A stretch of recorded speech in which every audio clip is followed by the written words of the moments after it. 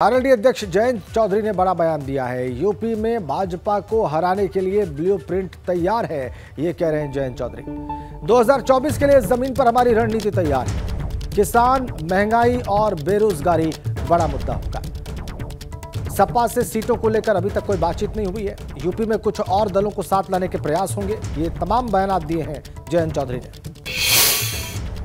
RLD के राष्ट्रीय अध्यक्ष जयंत चौधरी हमारे साथ बातचीत के लिए मौजूद हैं। सर, अगर बात करें तो संसद के सत्र की शुरुआत आज से हो गई, फिर से सत्र नहीं चल पाया है। विपक्ष के हंगामे का सरकार आरोप लगा रही है। नहीं, विपक्ष ने हंगामा नहीं किया। राज्यसभा में तो सत्ता पक्ष ने हंगामा किया है। सदन के नेता ने खड़े होकर एक बयान दिया, जो एक बयान उलझाने वाला बयान है। जब उस सदन का कोई सदस्य होता है, उसके बारे में टिप्पणी सदन में हो सकती है नियम के अनुसार, लेकिन जो राहुल जी तो राज्यसभा मेंबर नहीं है, उनके बारे में अगर राज्यसभा के नेता सदन खड़े होकर बयान देंगे तो लाजमी बात है कि टकराव होगा। तो जब सत्ता पक्ष में जो लोग बैठे हैं वो ही नहीं चाह रहे कि चर्चा हो, तो सदन कैसे चलेगा? सर, अगर बात करें तो इसके अलावा अखिलेश यादव जी ने कहा है कि हमारे पास ब्लूप्रिंट तैयार है कि बीजेपी को 80 में से 80 सीट कैसे हराना है। आप भी उनके अहम सहयोगी है, किस तरीके से देखते हैं? बिल्कुल, ब्लूप्रिंट भी है और ज़मीन पे भी है, और हम उन चीज़ों को तैयार कर रहे हैं। हम मुद्दों पे चुनाव लड़ाएंगे और ये बड़े विषय होंगे अगले चुनाव में। बेरोज़गारी का सबसे बड़ा सवाल है। किसानों का लगातार मूवमेंट चल रहा है। आज भी पंजाब क्षेत्र के किसान आए हुए एमएसपी की मांग कर रहे हैं। सही बात है कि अन्नदाता का अपमान इस सरकार ने किया है, क्योंकि अभी भी एमएसपी घोषित होती हैं लेकिन किसानों को उसका लाभ नहीं मिलता। उत्तर प्रदेश में आलू की इतनी बड़ी फसल होती है, इतनी बड़ी पैदावार उत्तर प्रदेश के राज्य के किसान करते हैं, लेकिन आप देखिए क्या हाल है। 4 रुपये 5 रुपये फेंकने के कगार पे है आलू। तो जो सड़कों पर किसान अपनी फसल को फेंक रहे हैं, सबसे बड़ा मुद्दा ही किसान का है। ये 2-3 मुद्दे ऐसे हैं जिस पे सरकार को जवाब देना पड़ेगा। अगले 1 साल में या तो सरकार अपना रुख बदले या जनता सरकार बदले। सर, अगर बात करें तो आपकी किस तरीके से भागीदारी होगी? क्योंकि पश्चिमी उत्तर प्रदेश का पूरा भार आपके ऊपर है। क्या आपको लगता है कि गठबंधन में और नए दल भी जुड़ने चाहिए? नहीं, ना तो पश्चिमी उत्तर प्रदेश का पूरा भार मेरे ऊपर है, ना ही दूसरे क्षेत्रों में हमारा योगदान नहीं है। सामूहिक लड़ाई है और मिलकर हम लोग निर्णय लेंगे देश के हित में। आपको लगता है कि और दल जुड़ने चाहिए? क्योंकि आप हैं, अखिलेश यादव जी हैं, आज़ाद समाज पार्टी। बिल्कुल लगता है नेशनल लेवल पर जब बात होंगी, कई राज्यों में और भी पार्टियां हैं जो लाइक माइंडेड पार्टीज़ हैं, कुछ ना कुछ स्थिति बनाएंगे। प्रीपोल हो या पोस्ट पोल हो। प्रीपोल हो तो बेहतर होता है, क्योंकि फिर मुद्दों पे आप एक मत बनाकर जनता के सामने जाते हैं। राहुल गांधी ने भी आपको खत लिखा था भारत जोड़ो यात्रा के दौरान, और कांग्रेस पार्टी लगातार आह्वान कर रही है कि विपक्ष के नेता शामिल हो गठबंधन में, 2024 में सामूहिक चुनाव लड़ा जाए। तो क्या आप उत्तर प्रदेश के अंदर मानते हैं कि गठबंधन होना चाहिए? नहीं, उत्तर प्रदेश में गठबंधन है, वो प्रभावी गठबंधन है। बाकी मुद्दों पर आप देख रहे हैं, जब टीआरएस पार्टी जो तेलंगाना में, कांग्रेस और तेलंगाना में टीआरएस का कोई मेल नहीं, लेकिन टीआरएस के प्रतिनिधि भी यहाँ नेता आए हैं, तो मुद्दों पे तो हम लोग साथ हैं। सर, आप कितनी सीटों पे चुनाव लड़ेंगे? क्या इसको लेकर कोई बातचीत अभी तय नहीं। कृष्ण रोहित के साथ अविनाश तिवारी, दिल्ली। और जयंत चौधरी पर राज्यसभा सांसद हरनाथ सिंह यादव ने बयान दिया है। विपक्षी एकता इस देश में नहीं हो सकती, ये कह रहे हैं हरनाथ सिंह यादव। विपक्ष के सभी नेता पीएम बनना चाहते हैं, एक नहीं हो पाएंगे। अखिलेश यादव के 80 सीटों पर हराने के ब्लूप्रिंट पर उन्होंने कहा है कि अखिलेश टीवी और सोशल मीडिया से बाहर नहीं निकलते। जयंत चौधरी ने विपक्षी एकता की बात कही। इस वक्त हमारे साथ बातचीत के लिए मौजूद हैं बीजेपी के राज्यसभा सांसद हरनाथ सिंह यादव जी। सर, अगर बात करें तो जयंत चौधरी ने कहा विपक्षी एकता होनी चाहिए और समय आने दीजिए, हम लोग एक होंगे।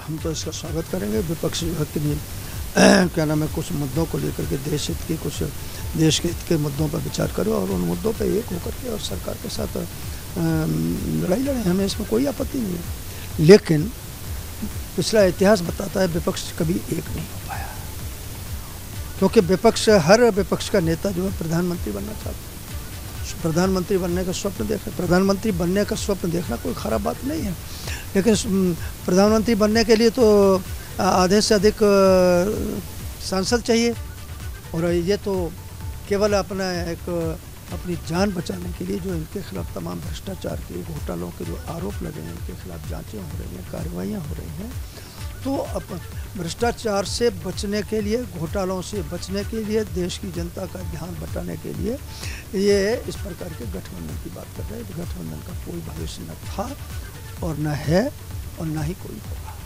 अखिलेश यादव ने भी कहा कि बीजेपी उत्तर प्रदेश में 80 में से 80 सीट जीतने की तैयारी कर ले। हमारे पास भी उनको 80 में से 80 सीट हराने का ब्लूप्रिंट है। अब ये अखिलेश यादव के पास कोई जादू की छड़ी है, कहीं से मिल गई हो तो मैं कह नहीं सकता।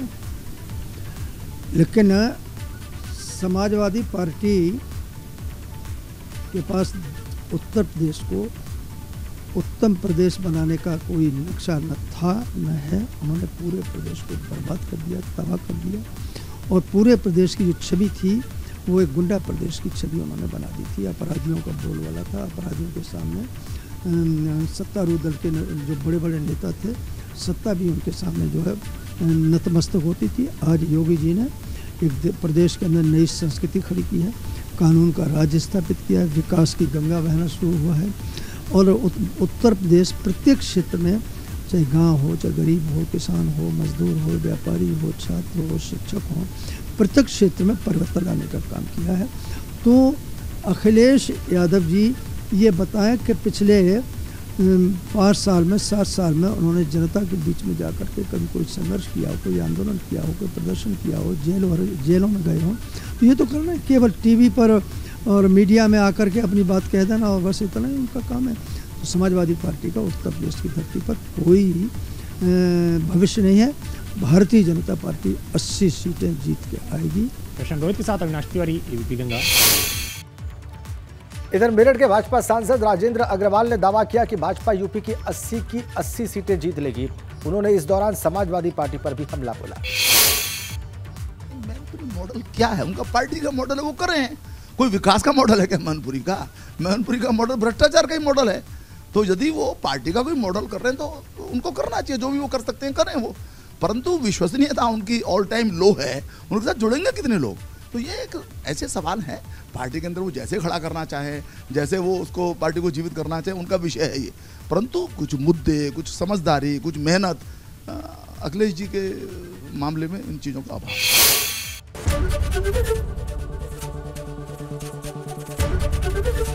एबीपी गंगा, खबर आपकी, जुबान आपकी।